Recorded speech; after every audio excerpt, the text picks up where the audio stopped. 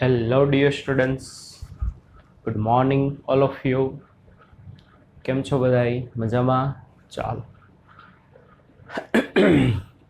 બધાના તબિયત પાણી સારા હશે એવી આશા રાખી આજના લેક્ચરની શરૂઆત કરીએ. ચાલો બાળકો, આપણે લાસ્ટ લેક્ચરમાં લંબાઈનું માપનનો ટોપિક કમ્પ્લીટ કરેલો. આજે એના પછી છે દળનું માપન.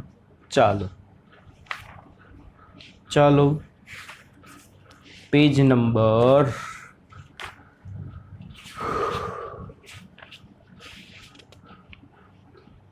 21 ઉપર શેનું માપન? તો કે દળનું માપન. બરોબર. ચાલો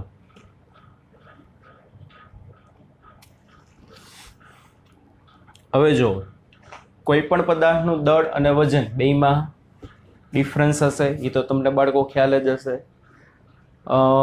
બેઝિક સ્ટાન્ડર્ડમાં બધે આવી ગયું. 8, 9, 10માં દળ અને વજન. દળ એટલે પદાર્થનો દ્રવ્યનો જથ્થો. પદાર્થનો દ્રવ્યનો જથ્થો એને શું કહેવામાં આવે? દળ કહેવામાં આવે. અને વજન, વજન એટલે કોઈ પણ પદાર્થ ઉપર પૃથ્વીનું જે ગુરુત્વાકર્ષી બળ લાગે છે, એ ગુરુત્વાકર્ષી બળને પદાર્થનું વજન બળ કહેવામાં આવે. એક રીતે બાળકો વજન છે ને બળ છે. વજન આખું ના, આપણે ખાલી બોલીએ છીએ કે ભાઈ મારું વજન આટલું છે, હકીકત એ વજન ના હોય. તમે એમ કહો મારું વજન 70 કિલો છે, ના, એ વજન નથી, એ તમારું દળ છે. વજન તો કેવી રીતે મળે? mg, દળ ગુણ્યા g એટલે ગુરુત્વ પ્રવેગ. બેઝિક કન્સેપ્ટ તો તમને ખબર જ હશે. કોઈ પણ દળ, દળ એટલે પદાર્થની અંદર રહેલો દ્રવ્યનો જથ્થો. જેમ પદાર્થની અંદર દ્રવ્ય વધુ ભરેલું હશે એમ એનું દળ વધુ હશે. જેમ પદાર્થની અંદર દ્રવ્ય ઓછું ભરેલું હશે એમ એનું દળ ઓછું હશે. બરોબર ને? સિમ્પલ. કોઈ એક પાત્ર હોય 1 મીટર ક્યુબનું, એમાં પાણી ભરેલું હોય તો એનું દળ વધુ હોય. ખાલી પાત્ર હોય તો એનું દળ કેવું હશે? ઓછું, કારણ કે અંદરથી દ્રવ્ય ઓછું થઈ ગયું. સમજાય છે? અને વજન એટલે mg, કોઈ પણ પદાર્થ ઉપર લાગતું પૃથ્વીનું ગુરુત્વાકર્ષી બળ. It is known as weight. વજન mg કહેવાય. રેડી? ચાલો આગળ જોઈએ. દળ જનરલી બાળકો આપણે ડે ટુ ડે લાઈફમાં કિલોગ્રામ એકમમાં માપીએ છીએ. બરોબર ને? થોડોક નાનો એકમ હોય તો આપણે ડે ટુ ડે લાઈફમાં ગ્રામમાં લઈએ છીએ, પણ મોટે ભાગે કાં કિલોગ્રામ હોય છે કાં તો શું હોય છે તો કે ગ્રામ હોય છે. બરોબર. હવે આ અંડરલાઈન કરાવવું એટલું તમારે જોવાનું છે. દ્રવ્યમાન પદાર્થનો મૂળભૂત ગુણધર્મ છે. દ્રવ્યમાન પદાર્થનું કેવું છે? મૂળભૂત ગુણધર્મ છે, એટલે એ બદલાય નહીં. કોઈ પણ પદાર્થનું પૃથ્વી ઉપર દળ માપો કે ચંદ્ર ઉપર દળ માપો, દળ કહું છું, વજન નથી કહેતો, ગોટા ના કરતા. કોઈ પણ પદાર્થનું પૃથ્વી ઉપર દળ માપો કે ચંદ્ર ઉપર જઈને દળ માપો, સરખું જ આવે. કારણ કે પદાર્થની અંદર રહેલો દ્રવ્યનો જથ્થો તો સરખો જ હશે, પણ પૃથ્વી ઉપર વજન, ચંદ્ર ઉપર વજન અલગ હશે. પૃથ્વી કરતાં ચંદ્ર ઉપર વજન 6 ભાગનું હશે. કારણ કે વજન એટલે શું? કોઈ પણ ગ્રહ તમારા ઉપર કેટલું બળ લગાડે છે એને વજન કહેવાય. સમજાય છે કે નહીં? બરોબર. એટલે મૂળભૂત ગુણધર્મ, એટલે બદલાય નહીં. દ્રવ્ય એમાંથી કાઢો તો બદલાઈ જાય, બાકી એઝ ઇટ ઇઝ રહેશે, ગમે તે સ્થાને લઈ જાઓ. સમજાય છે? તે પદાર્થની અવકાશમાં સ્થિતિ, દબાણ કે તાપમાન ઉપર આધાર રાખતું નથી. ગમે એટલું તમે દબાણ વધારો, તાપમાન વધારો, દબાણ વધારો, ઘટાડો, એમાં કાંઈ ફેર ના પડે. કોઈ પણ પદાર્થનું તાપમાન વધે કે ઘટે, દળ બદલાય નહીં. એના ઉપર પ્રેશર વધારો કે ઘટાડો, દળ બદલાશે નહીં. બરોબર ને? અવકાશમાં કોઈ પણ જગ્યાએ લઈ જાઓ, દળ એઝ ઇટ ઇઝ રહેશે. દ્રવ્યમાનનો એસઆઈ એકમ કિલોગ્રામ છે. આંતરરાષ્ટ્રીય તોલ માપ સંસ્થા BIPM પેરિસમાં આવેલી છે. International bureau of weight and મેઝરનું બીજું નામ શું છે? BIPM દ્વારા આપવામાં આવેલી કિલોગ્રામની આંતરરાષ્ટ્રીય પ્રતિકૃતિ દુનિયાના જુદા જુદા દેશોની પ્રયોગશાળામાં ઉપલબ્ધ છે. એટલે જો અત્યારે તો બાળકો બધા ઇલેક્ટ્રોનિક કાંટા આવી ગયા, પણ પહેલાં જે છે આપણે ઓલા વજનિયા આવતા, એની પ્રતિકૃતિ કહેવાય. 1 કિલોગ્રામની, 2 કિલોગ્રામની, 3 કિલોગ્રામની. સમજાય છે? ચાલો. ભારતમાં તેને નવી દિલ્હી ખાતે આવેલ રાષ્ટ્રીય ભૌતિક વિજ્ઞાન પ્રયોગશાળા NPL નેશનલ ફિઝિક્સ લેબોરેટરી, ગુજરાતીમાં બોલે તો રાષ્ટ્રીય ભૌતિક વિજ્ઞાન શાળામાં રાખવામાં આવેલું છે. હવે વાત કરવામાં આવે છે યુનિફાઈડ એટોમિક માસ યુનિટ, બરાબર ને? યુનિફાઈડ એટોમિક માસ યુનિટ બાળકો, કિલોગ્રામ છે, ગ્રામ છે, એ બધા તો ડે ટુ ડે લાઈફના એકમ થયા, પણ નાના નાના અણુ હોય, પરમાણુ હોય, ન્યુક્લિયસ હોય, ઇલેક્ટ્રોન હોય, પ્રોટોન હોય, એ બધાના દળ માપવા હોય ને, એ બધાના દળ માપવા માટેનો એકમ અલગ છે. દાખલા તરીકે ભાઈ આપણે હમણાં જ કીધું, મોટો જથ્થો હોય તો કિલોગ્રામમાં માપીએ, સમજાય છે ને? આપણે કંઈ પણ વસ્તુ બારે લેવા જાય, કરિયાણાવાળા ભાઈની દુકાને, ઘઉં છે, ચોખા છે, ખાંડ છે, એ બધું કિલોગ્રામમાં આવે. બધું શેમાં આવશે બાળકો? કિલોગ્રામમાં આવશે. કિલોગ્રામ એકમમાં માપીએ છીએ, હા કે ના? સમજાય છે કે નહીં? પણ તમે માની લો કોઈ દુકાને કેસર લેવા જાઓ તો એમ કહો કે ભાઈ 5 કિલો કેસર આપો. નહીં, બહુ કોસ્ટલી છે. આપણે અમુક ગ્રામમાં જથ્થો લઈએ, 10 ગ્રામ, 15 ગ્રામ, 20 ગ્રામ તમે અમને કેસર આપો. સમજાય છે? એકમ બદલાઈ ગયો. સોનું લેવા જાઓ તમે કોઈ પણ દુકાને, 2 કિલો સોનાનો હાર બનાવો, 5 કિલોની બંગડી બનાવો, 10 કિલોના સાકરા બનાવો, એવું આપણે બોલીએ છીએ તો કે નહીં, તોલામાં આવે. તો એનું એકમ અહીંયા બદલાઈ જાય છે, બરાબર ને? તોલું, અને 1 તોલું એટલે 10 ગ્રામ, ખબર હશે બધા બાળકોને, બરાબર? 1 તોલું એટલે કેટલો ગ્રામ? 10 ગ્રામ. આપણે એમ કે ભાઈ 3 તોલાનો હાર બનાવી દો. 3 તોલાનો હાર મતલબ 30 ગ્રામનો હાર બને. તો જરૂરિયાત મુજબ દળના એકમ બદલાતા રહીએ. તો એ તો બાળકો અણુ, પરમાણુ, ન્યુક્લિયસ, આ બધા તો એકદમ ટાઇની પાર્ટિકલ છે, એકદમ ઝીણા ઝીણા, જે આપણે નરી આંખે જોઈ પણ નથી શકતા. તો અણુ, પરમાણુ, ઇલેક્ટ્રોન, પ્રોટોન, આ બધાનો એકમ માપવામાં જે વસ્તુનો ઉપયોગ થાય એને કહેવામાં આવે છે એએમયુ. શું? તો કે AMU, યુનિફાઈડ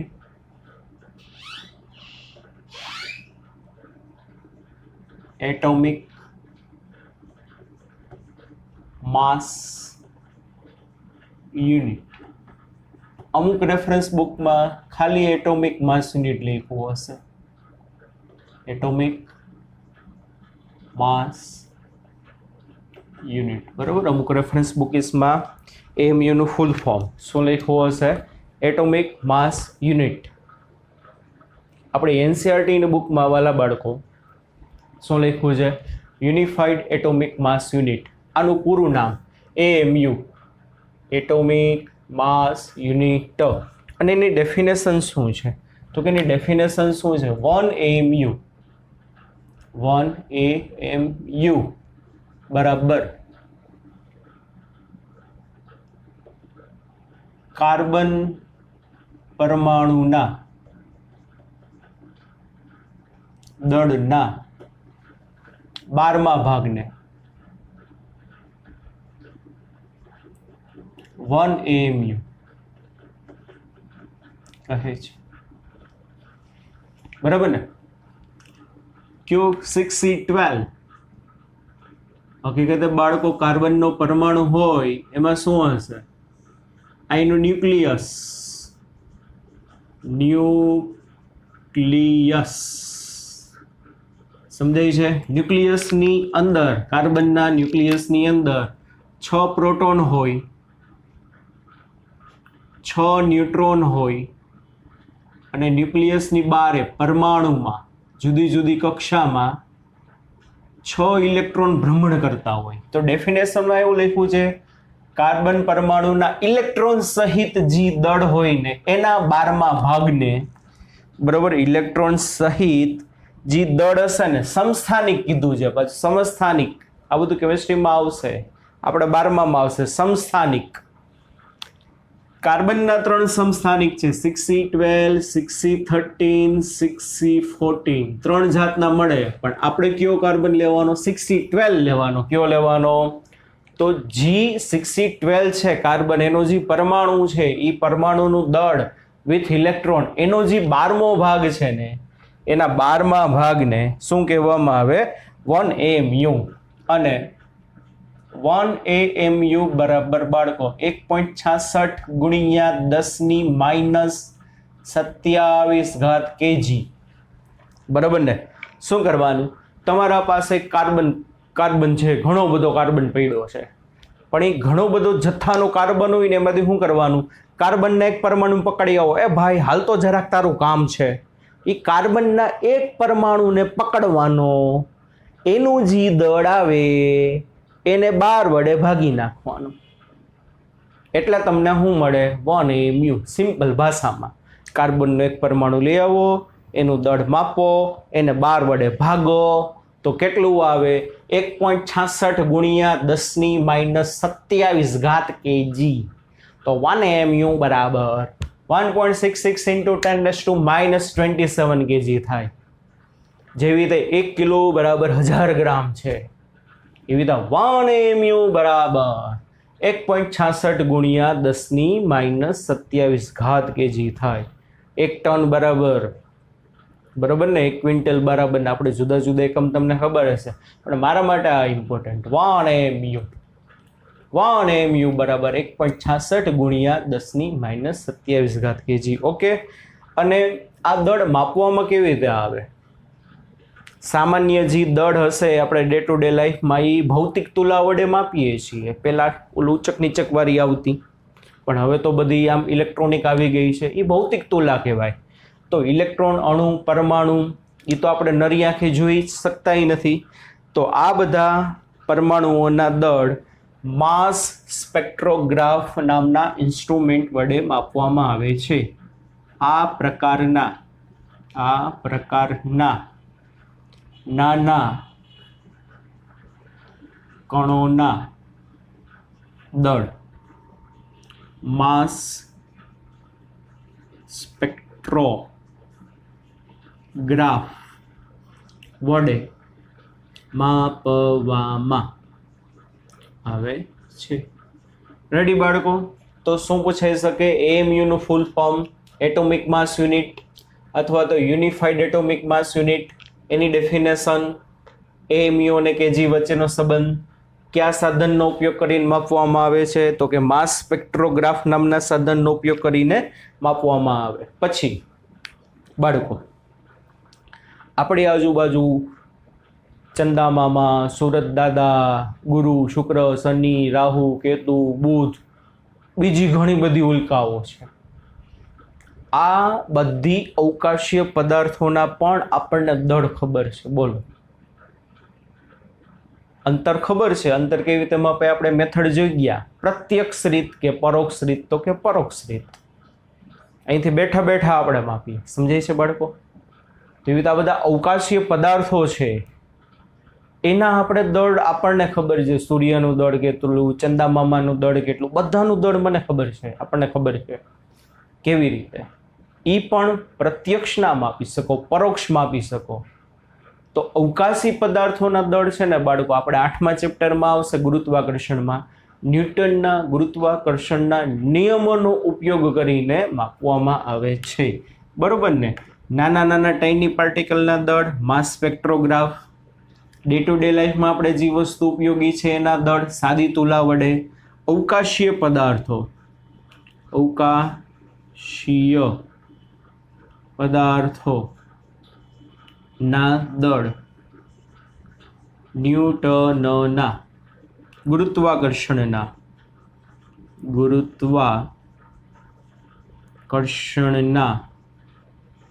નિયમોનો ઉપયોગ કરીને માપવામાં આવે છે. રેડી આટલું. પછી એમાં બાળકો નીચે તમને જોશો ને તો દળના માપક્રમનો વિસ્તાર લખ્યો છે. આટલું યાદ રાખીએ છીએ આમાંથી. બરોબર? બાકી અંડરલાઈન કરાયું એટલું. દળના માપક્રમનો વિસ્તાર, જેવી રીતે બાળકો લંબાઈનો વિસ્તાર હતો 10⁻14 થી 10⁻26 લગી, એવી રીતે દળના માપક્રમનો વિસ્તાર છે 10⁻31 kg થી લઈ 10⁻55 kg. હકીકતે ઇલેક્ટ્રોનનું દળ છે ને બાળકો કિલોગ્રામમાં, માસ ઓફ ઇલેક્ટ્રોન એમઈ, ઈ છે ને બાળકો સફિક્સમાં છે, ગુણાકારમાં નથી. અને શું બોલાય? એમઈ એટલે માસ ઓફ ઇલેક્ટ્રોનનું દળ 9.1 ગુણ્યા 10⁻31 kg છે. એમયુ માંથી કેજીમાં ફેરવો ને તો આટલું આવે. એટલે હકીકતે 0.91 × 10⁻30 kg આમાં લખાય કે નહીં? એટલે દળનો વિસ્તાર છે ને બાળકો, દળનો વિસ્તાર 10⁻30 kg થી 10⁻55 kg લગી વિસ્તરેલો છે. ફિઝિક્સમાં બાળકો આપણે ઓછામાં ઓછું કેટલું દળ માપ્યું છે? 10⁻30 kg નું. અને વધુમાં વધુ અવકાશીય પદાર્થોનું દળ કેટલું માપેલું છે? 10⁵55 kg. કેટલું માપેલું છે? 10⁵55 kg. બરાબર, આ આંકડો આપણે યાદ રાખીએ છીએ. નીચેના ટેબલમાં યાર આખું યાદ રાખવાનું જરૂર છે નહીં કાંઈ. કોષ્ટક નંબર 2.3 છે એ ખાલી તમારી મેમરી માટે યાદ રાખો તો સારું છે, બાકી કાંઈ જરૂર છે નહીં. રેડી? ચાલો પાછળ એમઆઈ ટેબલ આપેલું છે, એ કાંઈ જરૂર નથી કાંઈ. ઇલેક્ટ્રોન, પ્રોટોન ને પરમાણુ ને બરાબર, ખાલી તમને મજા આવે, તમારા આઈક્યુ લેવલ વધારવું હોય, જનરલ નોલેજ માટે, પણ આપણે આવું ક્યાંય પૂછાતું નથી. યાદ રાખો તો તમારા માટે સારું છે. રેડી? ચાલો પૂરું. દળનું માપન સાવ સહેલું હતું, એમાં બીજું કાંઈ નથી. પછી છે બાળકો સમયનું માપન. શેનું માપન છે? તો કે સમય, ટાઈમ.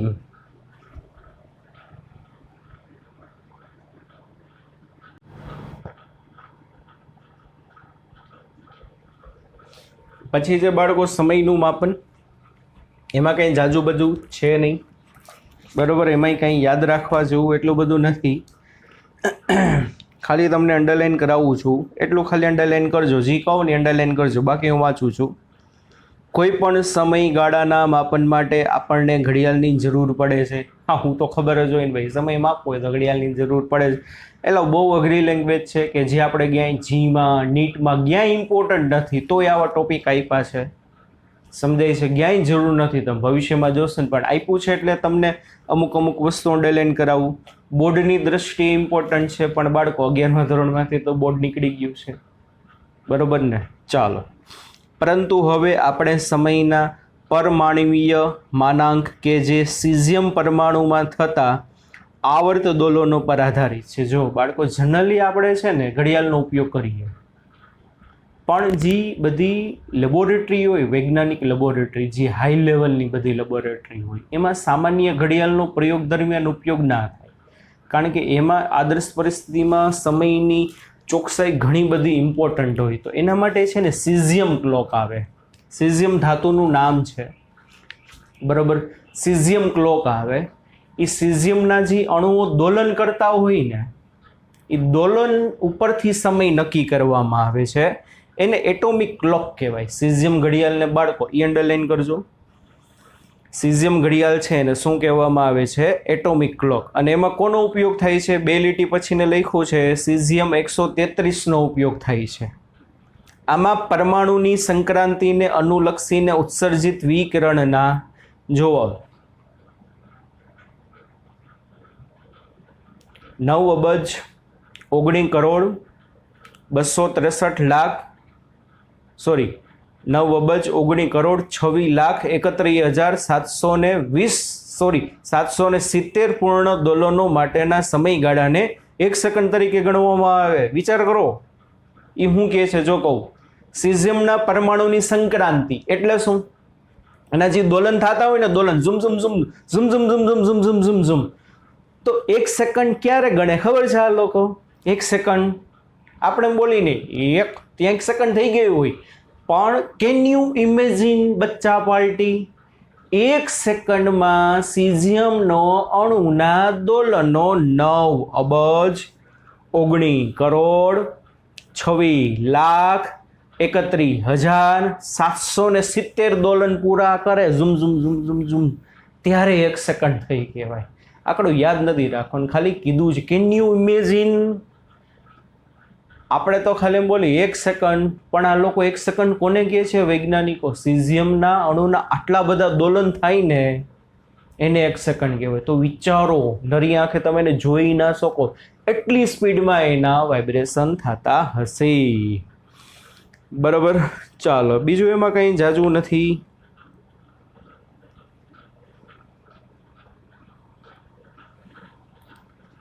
બીજું એમાં કંઈ બાળકો જાજુ છે નહીં. સમયના માપનમાં યાર યાદ રાખવા જેવું કંઈ છે નહીં. ખાલી તમને અંડરલાઈન કરાવ્યું એટલું યાદ રાખો. બાકી પ્રમાણભૂત સમય IST, ઇન્ડિયન સ્ટાન્ડર્ડ ટાઈમ. બરાબર, ઇન્ડિયન સ્ટાન્ડર્ડ ટાઈમ IST એનું ફૂલ ફોર્મ. ભારતીય સમય એવું કંઈક, ઇન્ડિયન સ્ટાન્ડર્ડ ટાઈમ.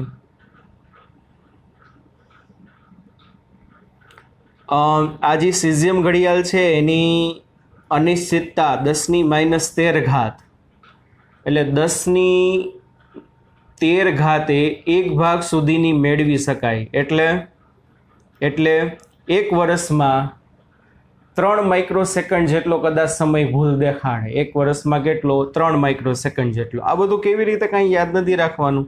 આ તો આમાં ખાલી આપ્યું છે એટલા માટે આપણે કર્યું છે. બરાબર, બીજું કાંઈ જરૂરી નથી. સમયના માપનમાં જવા દઈએ છીએ આપણે. ક્યાંય ઉપયોગી નથી આપણને કાંઈ. ચાલો, એના પછીની જે થિયરી છે એ મારા માટે ઇમ્પોર્ટન્ટ છે, પણ એ ખાલી વાર્તા છે. નેક્સ્ટ લેક્ચરમાં આપણે ત્રુટિ વિશે જોશું. એના માટેનો એક આ બેઝિક કન્સેપ્ટ છે. બરાબર, સાધનની સચોટતા, ચોકસાઈ અને માપનમાં ત્રુટિ. ચાલો પહેલાં આપણે વાત કરીએ સચોટતા અને ચોકસાઈ. ચોકસાઈ કોને કહેવાય? ચોકસાઈ એટલે એક્યુરેસી. ચોકસાઈ એટલે બાળકો શું થશે? એક્યુરેસી. અને સચોટતા એટલે પ્રિસિશન. જો બેમાં છે ને બાળકો એક માઇનોર એવો ફેર છે, સમજો. સમજો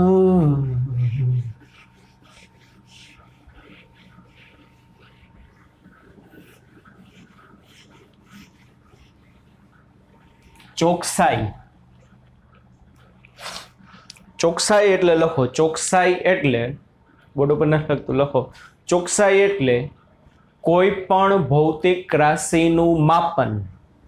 કોઈ પણ ભૌતિક રાશિનું માપન તેના સાચા મૂલ્યની કેટલા નજીક સુધી થઈ શકે. કોઈ પણ ભૌતિક રાશિનું માપન તેના સાચા મૂલ્યના કેટલા નજીક સુધી થઈ શકે તેને ચોકસાઈ કહેવાય.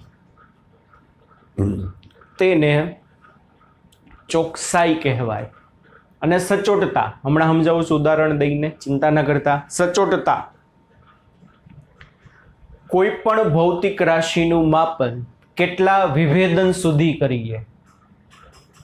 કોઈ પણ ભૌતિક રાશિનું માપન કેટલા વિભેદન સુધી કરીએ તેને તે સાધનની સચોટતા કહેવાય. તેને તે સાધનની સચોટતા કહેવાય. જે સાધનની એમાં લઘુત્તમ માપ શક્તિ, લઘુત્તમ માપ શક્તિ જેમ ઓછી તેમ તેની સચોટતા વધુ. તેમ તેની સચોટતા વધુ. ચાલો હવે બેની કમ્પેરિઝન કરીને જોઈએ. જુઓ, સમજો, હમણાં સમજાઈ જશે. આવું ક્યાંય પૂછાતું નથી, પણ આ તો ખાલી બુકમાં છે એટલે તમને કરાવી દઉં. તમને એમ થાય કરાવ્યું નહીં, જી નીટ બોર્ડ ક્યાંય ઇમ્પોર્ટન્ટ નથી, પણ કરાવી દઉં. ચોકસાઈ કોઈ પણ ભૌતિક રાશિનું તમે મૂલ્ય એના સાચા મૂલ્યની કેટલું નજીક સુધી માપી શકો ને એ ચોકસાઈ કહેવાય. દાખલા તરીકે તમારા પાસે એક ઘડિયાળ છે, એ ઘડિયાળ એકદમ ટાઈમ ટુ ટાઈમ હાલે છે. તો બાળકો એકદમ ટાઈમ ટુ ટાઈમ હાલે છે તો શું થશે? એ સમય તમને સાચો જ દેખાડવાનું છે. તો ચોકસાઈની સારી કહેવાય. 10 વાગ્યા હોય તો 10 જ દેખાડે. પણ માની લ્યો બે ઘડિયાળ છે, એક ઘડિયાળ 1 મિનિટ પાછળ છે, બીજી ઘડિયાળ 5 મિનિટ આગળ છે. સમજો, એક ઘડિયાળ 1 મિનિટ પાછળ છે, બીજી ઘડિયાળ 5 મિનિટ આગળ છે. તો પહેલી ઘડિયાળ 10 વાગ્યા હશે તો શું દેખાડશે? 9:59. બીજી ઘડિયાળ 10 વાગ્યા હશે તો એ કેટલું દેખાડશે? 10:05. કારણ કે બીજી ઘડિયાળ 5 મિનિટ આગળ છે, પહેલી ઘડિયાળ 5 મિનિટ 1 મિનિટ પાછળ છે. તો પહેલી ઘડિયાળ 10 વાગ્યા હશે તો દેખાડશે 9:59, 1 મિનિટ જેટલો ઓછો ટાઈમ દેખાડે. બીજી ઘડિયાળ 5 મિનિટ જેટલો વધુ ટાઈમ દેખાડશે, 10:05 દેખાડે. તો કોઈ કહેશો બાળકો કોની ચોકસાઈ સારી કહેવાય? 1 મિનિટ પાછળ છે એની કે 5 મિનિટ આગળ છે એની? ઘણા કહેશે 5 મિનિટ આગળ છે એની. નહીં, શું કીધું? સાચું મૂલ્ય કેટલું નજીક દેખાડે, આગળ પાછળ નથી જોવાનું. 10 વાગ્યા હતા તો એને કેટલો ખોટો ટાઈમ દેખાડ્યો? 1 મિનિટનો. આગળ પાછળ ડઝન્ટ મેટર, અને કેટલો ખોટો ટાઈમ દેખાડ્યો? 5 મિનિટનો. તો સાચું મૂલ્ય કયું કહેવાય? 10 વાગ્યા હોય તો સાચા મૂલ્યની નજીક તમે કયું કહેવાય? 9:59 કહેવાય કે 10:05 કહેવાય? તો કે 9:59. તો વાલા બાળકો, પેલી ઘડિયાળ છે એની ચોકસાઈ સારી કહેવાય. શું કહેવાશે? એની ચોકસાઈ સારી કહેવાય. ઉલટું હું બોલી શકું, એક ઘડિયાળ 5 મિનિટ પાછળ છે ને એક ઘડિયાળ 1 મિનિટ આગળ છે. તો 5 મિનિટ જે ઘડિયાળ પાછળ છે એ શું દેખાડે? 5 મિનિટ જે ઘડિયાળ પાછળ છે એ શું દેખાડશે? 10 વાગ્યા હશે તો 9:55. 1 મિનિટ જે ઘડિયાળ આગળ છે શું દેખાડશે? 10:01. તો સાચા સમયની નજીક કયું કહેવાય? 10:01 કે 9:55? તો કે સર 10:01. તો આ સમયે જે ઘડિયાળ 1 મિનિટ આગળ છે ને એની ચોકસાઈ સારી કહેવાય. કોની કમ્પેરિઝનમાં? પહેલાની. કારણ કે પહેલી ઘડિયાળ 5 મિનિટ પાછળ છે એટલે 9:55 દેખાડે છે. તો ચોકસાઈનું આ ઉદાહરણ તમારી ભાષામાં તમને જેમ સમજાય એ રીતે લખી નાખજો. બરાબર? મેં જે આપ્યું એ. બીજું, સચોટતા. સચોટતા એટલે મેં તમને લખાવ્યું કે ભાઈ કોઈ પણ સાધન છે કેટલા વિભેદન સુધી માપી શકે એને સચોટતા કહેવાય. ઓકે સર, એ વળી હું કેટલા વિભેદન સુધી? ચાલો સિમ્પલ કહું એક વસ્તુ. તમે છો બાળકો, તમારા પાસે એપલની સરસ મજાની ડિજિટલ ઘડિયાળ છે કે નહીં? તમારા ઘરમાં તમારા દાદા છે, દાદા આગળ બહુ જૂના જમાનાની ઓલી રિસ્ટ ક્લોક છે, બરાબર, જે બાંધી સ્ટીલના પટ્ટા. હે દાદા આવી ઘડિયાળ મારે કીધું જો એપલ છે, એપલ ખાધેલું સફરજન છે. તો થાશે શું? તમારી જે એપલની ઘડિયાળ છે, ડિજિટલ જે ક્લોક આવે છે ને, એ તમને કલાકે દેખાડે, મિનિટે દેખાડે, સેકન્ડે દેખાડે. ને અમુક ઘડિયાળ તો એવી હશે કે માઇક્રો સેકન્ડ એ બાજુમાં ઝૂમ ઝૂમ ઝૂમ ઝૂમ જાતી હોય દેખાડે. ઘણા બધા બાળકોએ જોયું હશે. તમારી દાદાની ઘડિયાળ છે જૂનવાણી જમાનાની, એમાં ખાલી 2 જ કાંટા છે, એક કલાકનો કાંટો અને એક મિનિટનો કાંટો. તમારા દાદાના કાળની જે ઘડિયાળ છે એ કલાક અને મિનિટ દેખાડે, જ્યારે તમારી ઘડિયાળ બાળકો કલાક, મિનિટ, સેકન્ડ અને એની માઇક્રો સેકન્ડ દેખાડે છે. તો સચોટતા સારી કહેવાય. એને સમજાતું કેટલા વિભેદન સુધી કર્યું. એક વસ્તુ લખાવી હતી, જેમ લંબાસા ઓછી ને એમ સચોટતા સાચી. આની પહેલા મેં તમને કીધું હતું લંબાસ લઘુત્તમ માપ શક્તિ. કોઈ પણ સાધનનો ઉપયોગ કરીને તમે ઓછામાં ઓછું કેટલું માપી શકો એને લંબાસ કહેવાય, લઘુત્તમ માપ શક્તિ કહેવાય. દાદાની ઘડિયાળમાં 2 જ કાંટા છે, કલાક અને મિનિટ. તો માની લ્યો 10 અને 10 વાગ્યા હોય તો પછી 10:11 દેખાડે, 10:12 દેખાડે, 10 વાગ્યાને 11 મિનિટ, 10 વાગ્યાને 12 મિનિટ, 10 વાગ્યાને 13 મિનિટ. એ મિનિટ વચ્ચે કેટલી સેકન્ડ છે એ દેખાડે ના દેખાડે? તો એની લંબાસ દર મિનિટ એટલે 1 મિનિટ કહેવાય. પણ તમારા પાસે એપલની મસ્ત મજાની ડિજિટલ ક્લોક છે, કલાક, મિનિટ, સેકન્ડ, માઇક્રો સેકન્ડ એ દેખાડે. 10 વાગ્યાને 10 મિનિટ ને 24 સેકન્ડ અને 25 સેકન્ડની વચ્ચે કેટલી સેકન્ડ છે ને એ દેખાડે તમારી ઘડિયાળ. ડિજિટલ ક્લોક લમાસ માઇક્રો સેકન્ડ છે. તો એ વિભેદન એનું સારું કહેવાય. તો વિભેદન જેમ સારું એમ એની સચોટતા સારી કહેવાય. જેની લમાસ ઓછી એની સચોટતા સારી. સમજાય છે?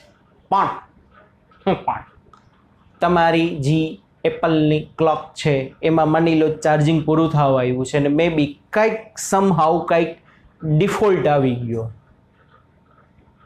અને તમારા દાદાની ઘડિયાળ મસ્ત મજાની સરસ મજાની ચાલે છે. તો તમારી ઘડિયાળ છે 10 વાગ્યાને 10 મિનિટ વાગ્યા છે એની બદલે માની લ્યો 10 વાગ્યાને 5 મિનિટ દેખાડે છે. સમહાઉ કંઈક ફોલ્ટ આવી ગયો છે. 10 વાગ્યાને 5 મિનિટ ને 25 સેકન્ડની ઉપર આટલી માઇક્રો સેકન્ડ થયું દેખાડ્યું પણ હું કામનું ખોટો ટાઈમ દેખાડે. જ્યારે દાદાની ઘડિયાળ 10 વાગ્યાને 10 મિનિટ થઈ છે ને 10 વાગ્યાને 10 જ દેખાડે છે. ભલે એની સચોટતા ઓછી હોય પણ એની ચોકસાઈ સારી છે. કોની? તમારા દાદાજીના ઘડિયાળની. તમારી ઘડિયાળની ભલે સચોટતા સારી હોય, સચોટતા સારી છે કારણ કે માઇક્રો સેકન્ડ લગી દેખાડે પણ ચોકસાઈ નથી, ખોટો ટાઈમ દેખાડે છે. તો એવું બને કે ઘણા બધા ઇન્સ્ટ્રુમેન્ટ એવા હોય તે તમારી એપલની ઘડિયાળ બહુ સરસ મજાની હાલતી હોય, નવી નવી લઈ આવ્યા હોય તો સાચો ટાઈમ દેખાડે. તો સચોટતા સારી કહેવાય ને ચોકસાઈ સારી કહેવાય. સમજાય છે કે નહીં વાલા બાળકો? તો આપણે હવે બે વચ્ચેનો ડિફરન્સ ખબર પડી છે. ખબર પડી ને દાદાની ઘડિયાળ એક્યુરેટ ટાઈમે હાલે છે એટલે ચોકસાઈ સારી. તમારી ઘડિયાળમાં સમહાઉ કંઈક પ્રોબ્લેમ છે, ના થાય ભગવાન કરીને, પણ સમહાઉ પ્રોબ્લેમ છે તો એની ચોકસાઈ ઓછી કહેવાય. પણ દાદાની ઘડિયાળની એક મર્યાદા, મિનિટ લગી જ દેખાડે તો એની સચોટતા ઓછી કહેવાય તમારી કમ્પેર. તમારી ઘડિયાળ માઇક્રો લગી દેખાડે તો તમારી સચોટતા સારી કહેવાય. રેડી? તો આપણે બાળકો પ્રયોગ દરમિયાન એવા સાધનો વિકસાવવા પડે. કેવા સાધનો? એવા કે જે સાધનોની ચોકસાઈ સારી હોય ને સચોટતા સારી હોય. મારા માટે તો બે વસ્તુ ઇમ્પોર્ટન્ટ છે. સમજાય છે કે નહીં? યાદ કરો, મેં તમને કીધું હતું સાદી ફૂટપટ્ટી હોય એની એલસી લેસ કાઉન્ટ કેટલી? સાદી ફૂટપટ્ટીની લેસ કાઉન્ટ કેટલી હતી? યાદ કરો, 10⁻³ મીટર એટલે કે 10⁻1 સેન્ટીમીટર એટલે કે આમ લખાય ને 0.1 સેન્ટીમીટર. આ કોની? સાદી પટ્ટી, સાદી મીટર પટ્ટી. પછી વર્નિયર કેલિપર્સ, વર્નિયરની એલસી 10⁻⁴ મીટર, 10⁻² સેન્ટીમીટર થાય કે નહીં? લખાયું તો આ બધું. એટલે આ કેટલું થાય? 0.01 સેન્ટીમીટર. તો જુઓ, સમજો, આ બેમાંથી સચોટતાની હારી કહેવાય કારણ કે આની લંબાઈ છે 0.1 સેન્ટીમીટર, આની લંબાઈ છે 0.01 સેન્ટીમીટર. આની બાળકો મર્યાદા શું આવી જાય સાદી પટ્ટીની? કે 0.1 સુધી માપી શકે. કોઈ જો તમારા પાસે એવું ઇન્સ્ટ્રુમેન્ટ હોય, કેવું ઇન્સ્ટ્રુમેન્ટ હોય? એવું કે જે તમારા પાસે કોઈ એવી વસ્તુ હોય કે જે વસ્તુની લેન્થ 0.1 કરતાં ઓછી છે, 0.1 કરતાં ઓછી છે, તો સાદી ફૂટપટ્ટી કામમાં ના આવે. તો કોણ કામમાં આવે? Vernier calipers. વર્નિયર કે આવી જાઓ, હું ઓછામાં ઓછું 0.01 લગી માપીને દઉં છું. ક્યાં લગી માપીને દઉં છું? 0.01. કોક એવું આવીને કે ભાઈ મારા ઘરે એવી વસ્તુ છે, કેવી વસ્તુ છે? એવી વસ્તુ છે કે જેનું માપ છે ને 0.01 સેન્ટીમીટર કરતાં ઓછું છે. તો કોણ કે? માઇક્રોમીટર સ્ક્રૂ ગેજની એલસી 10⁻⁵ મીટર, 10⁻³ સેન્ટીમીટર, 0.001. તો આની સચોટતા વધુ સારી કહેવાય કારણ કે આ પોઈન્ટ પછી એક આંકડો માપીને દઈએ, આ પોઈન્ટ પછી 2, આ પોઈન્ટ પછી 3 આટલી કહેવાય. તો કોઈ ઇન્સ્ટ્રુમેન્ટ તમારા પાસે બાળકો એવું હોય, સોરી કોઈ સાધન એવું હોય, સોરી કોઈ વસ્તુ એવી હોય કે જે વસ્તુની લેન્થ આના કરતાં ઓછી છે, તો કયું સાધન કામમાં આવે? માઇક્રોમીટર. કારણ કે વર્નિયર કેલિપર્સની મર્યાદા આવી ગઈ 0.01 કરતા. હા બસ, હવે અમે આના કરતાં ઓછું ના માપી શકીએ, તો કોણ કામમાં આવે? Screw gauge.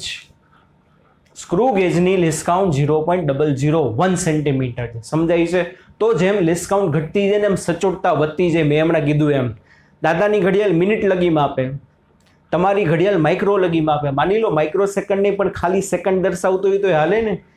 ઘણી બધી ડિજિટલ ઘડિયાળ અત્યારે આવે, મિનિટ દેખાડે, કલાક દેખાડે, મિનિટ દેખાડે ને સેકન્ડ દેખાડે. માઇક્રો સેકન્ડ દૂરની વાત છે, સેકન્ડ દેખાડે. તો દાદાની ઘડિયાળની કમ્પેરિઝનમાં તમારી ઘડિયાળ સારી કહેવાય સચોટતાની દ્રષ્ટિએ. સેકન્ડ લગીનો ટાઈમ દેખાડે છે, બને એટલું ઓછામાં ઓછું લઈને તમને દેખાડે છે. Got it? સમજાય છે? તો શું થશે? સચોટતામાં તમે વિચારો ને, સચોટતા, સચોટતા નો ક્રમ છે ને કોનો? સ્ક્રૂ ગેજનો સૌથી વધુ, એના કરતા વર્નિયર કેલિપર્સ, અને એના કરતા ઓછો કોનો? સાદી પટ્ટીનો. સમજાય છે? તો સૌથી ઓછી સચોટતા સાદી પટ્ટીની, એના કરતાં વધુ વર્નિયરની, અને સૌથી વધુ કેની હશે? સ્ક્રૂ ગેજની. ઓકે ઓકે ઓકે ઓકે, સમજાણું બાળકો? સચોટતા અને એક્યુરસી, ચોકસાઈ વચ્ચેનો ડિફરન્સ. બસ બાળકો, દળનું માપન ને સમયના માપનમાં આટલી વસ્તુ છે. સમયના માપનમાં બહુ કંઈ જાજી વસ્તુ છે નહીં. બરાબર, આપણે વાત કરી સચોટતા વિશે, ચોકસાઈ વિશે. નેક્સ્ટ ટોપિક, નેક્સ્ટ લેક્ચરમાં ખૂબ જ ઇમ્પોર્ટન્ટ ટોપિક તરફ આપણે આગળ વધીશું. ત્રુટિ, એરર. એરરનો પ્રશ્ન બાળકો નીટમાં જેમાં ઘણી વખત પૂછાય છે, એટલા માટે એ ટોપિક મારા માટે ઇમ્પોર્ટન્ટ હશે. જેવી રીતે ડાયમેન્શન ફોર્મ્યુલા મારા માટે ઇમ્પોર્ટન્ટ હતી, એવી રીતે જી નેટની દ્રષ્ટિએ ત્રુટિ, એરરવાળો ટોપિક મારા માટે ઇમ્પોર્ટન્ટ છે. એમાં ઘણો બધો ટાઈમ જોશે બાળકો, એટલે નેક્સ્ટ લેક્ચરમાં આપણે ચાલુ કરશું. આજના લેક્ચરમાં અહીં લગી આપણે રાખીએ. બરાબર બાળકો? ચાલો બાય બાય, ટેક કેર વાલા બાળકો. સી યુ નેક્સ્ટ ટાઈમ આપણે મળશું. Bye bye.